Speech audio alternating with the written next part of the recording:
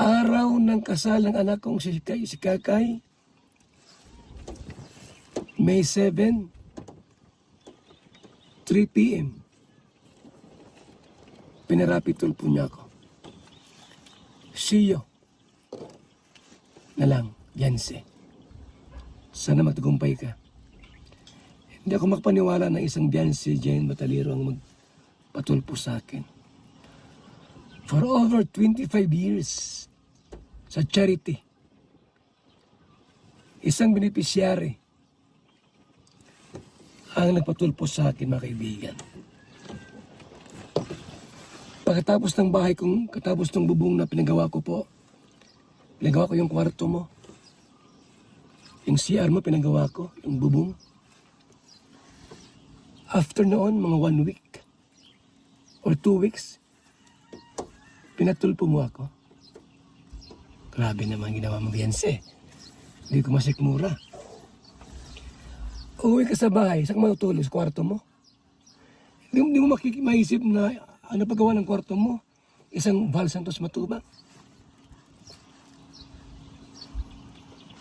Yung CR mo, pinaganda ko. Yung kwarto mo, pinaganda ko. Pininturahan ng bago. Nilagyan ng maraming ilaw. Nilagyan ng television.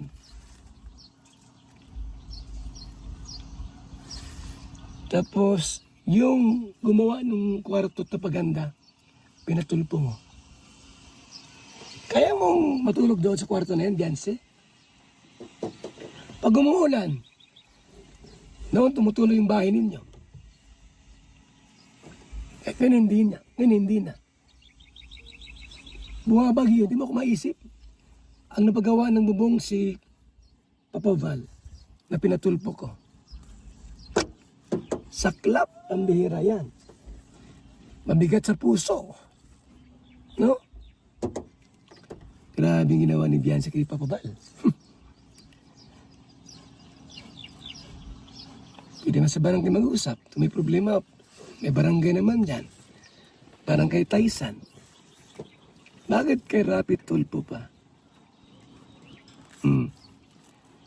Anong rason ipahiya ako? Almost 99% pabor sa akin. Punta mo yung comment section ni Rapid Tulpo in action dun sa natin. Halos lahat pabor sa akin, Bianse. Bakit? Wala akong ginawang masama sa inyo.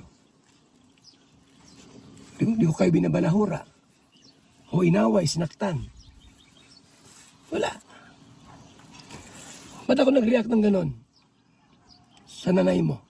Sapagkat nag-post, nag-comment sa mga live. 7 komento ng nanay mo. Pambabalahura. Pati simento na kinuha ng karpintero, hiniram, bahay nyo naman yon. Ano pa, binanggit pa ninyo sa sa comment ng nanay mo. Ang dami. 7 comments, Bianse, di mo ba alam? Doon ako nag-react.